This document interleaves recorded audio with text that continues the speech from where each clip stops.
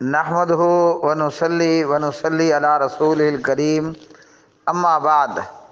قال اللہ تبارک و تعالی فی سورۃ النساء اعوذ باللہ من الشیطان الرجیم وَإِذَا جَاءَهُمْ أَمْرٌ مِّنَ الْأَمْنِ أَوِ الْخَوْفِ أَذَاعُوا بِهِ وَلَوْ رَدُّوهُ إِلَى الرَّسُولِ وَإِلَى أُولِي الْأَمْرِ مِنْهُمْ لَعَلِمَهُ الَّذِينَ يَسْتَنبِطُونَهُ مِنْهُمْ۔ پیارے میرے محترم بھائیوں، سوشل میڈیا پر ویڈیو وائرل ہے کعبے کے امام عبد الرحمن السدیس صاحب حافظہ اللہ کی۔ کعبہ بیت اللہ میں مطاف کے کنارے میں بیٹھ کر درس ارشاد فرما رہے ہیں، جو کہ عموماً اکثر و بیشتر ہوتا ہے، اور یہاں اس اپنے بیان کے اندر کعبہ کے امام عبد الرحمن السدیس فرما رہے ہیں کہ ہمیں چاہیے کہ ہم اپنے فلسطینی اور غزہ کے مسلمان بھائیوں کے لیے دعا کریں۔ عام بندہ نہیں جانتا کہ ان تمام مسائل کا حل کیا ہے، اور یہ کہ ہمیں چاہیے کہ ہم غزہ اور فلسطین کے مسلمانوں کے متعلق اور ان کے حالات کے متعلق وہ گفت و شنید نہ کریں جس گفت و شنید کا ہمیں حق نہیں پہنچتا،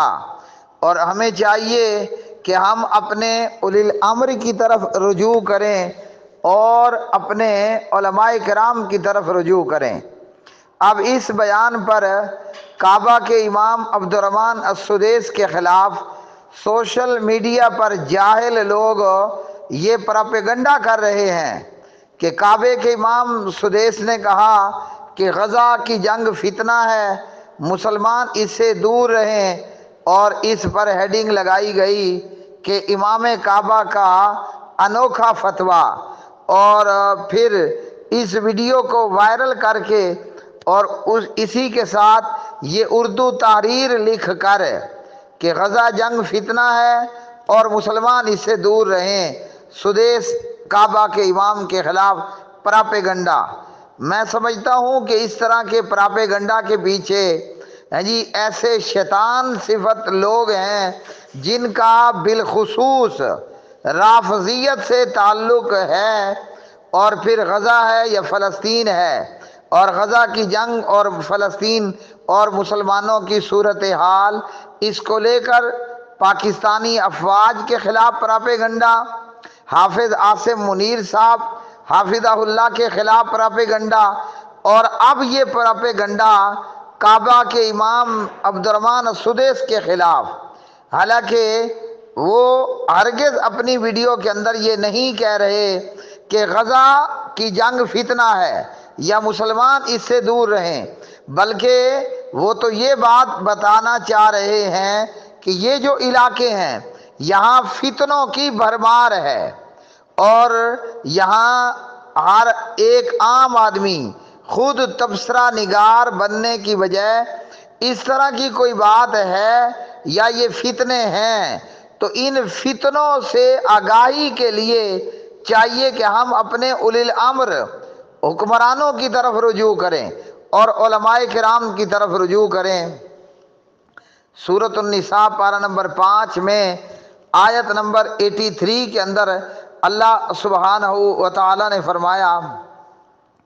اور جب ان کے پاس امن یا خوف کا کوئی معاملہ آتا ہے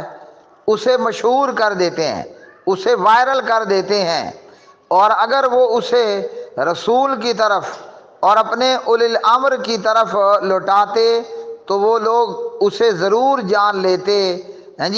جو ان میں سے اس کا اصل مطلب نکالتے ہیں۔ تو امام کعبہ نے جو بات کہی کہ فتنوں سے آگاہی کے لیے خود اس میں تبصرہ نگار بننے کی بجائے اولی الامر کی طرف رجوع کیا جائے اور علماء کرام کی طرف رجوع کیا جائے، تو یہی بات قرآن کریم کی تعلیم ہے۔ ہرگز کعبہ کے امام نے یہ نہیں کہا کہ غزہ جنگ فتنہ ہے یا مسلمان اس سے دور رہیں، اور نہ ہی انہوں نے فلسطین اور غزہ کے مسلمانوں کے متعلق بات کہی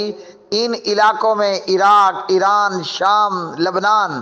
ان علاقوں کے اندر جو مختلف فتنے ہیں،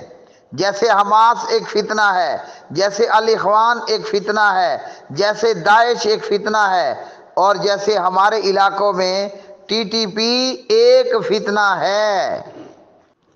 ہم نادان مسلمانوں کو یہ پیغام دینا چاہتے ہیں اللہ کے گھر سے، اللہ کی مسجد میں بیٹھ کر، کہ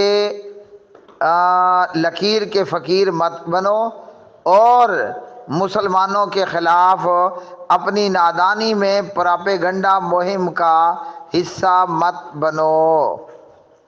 یہ ویڈیو پر لکھی ہوئی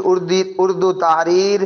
کعبہ کے امام عبدالرحمن کے خلاف ایک زہریلا اور جھوٹا پراپیگنڈا ہے، جس سے کعبہ کے امام اس پراپیگنڈے سے پاک ہیں اور صاف ہیں، اور کسی بھی خبر کو آگے شیئر کرنے اور نشر کرنے سے پہلے اپنے اولی الامر اور اپنے علماء سے رجوع کر لیا کرو، ورنہ بندہ نادانی میں کسی کے خلاف وہ کچھ کہہ بیٹھے گا اور کر بیٹھے گا کہ جس کا حقیقت سے کوئی تعلق نہیں ہوگا، اور بعد میں سوائے پشیمانی کے اور کچھ ہاتھ نہیں آئے گا۔ اور یہی قرآن کا حکم ہے، خبر آئے تو خبر کی تحقیق کرو۔ اللہ تعالیٰ غزہ اور فلسطین کے مسلمانوں پر رحم فرمائے، اللہ یہود پر لعنت کرے اور یہود کو نیست و نابود کرے، اللہ بیت المقدس کو، غزہ اور فلسطین کے مسلمانوں کو کامیابی اور آزادیاں عطا فرمائے۔ اللہ سبحانہ و تعالیٰ المملکہ العربیہ السعودیہ کی حفاظت فرمائے۔ پروردگار کعبہ کے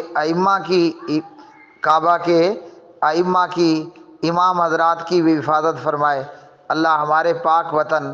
المملکہ الپاکستان کی حفاظت فرمائے۔ پاکستان زندہ باد، السعودیہ پائندہ باد۔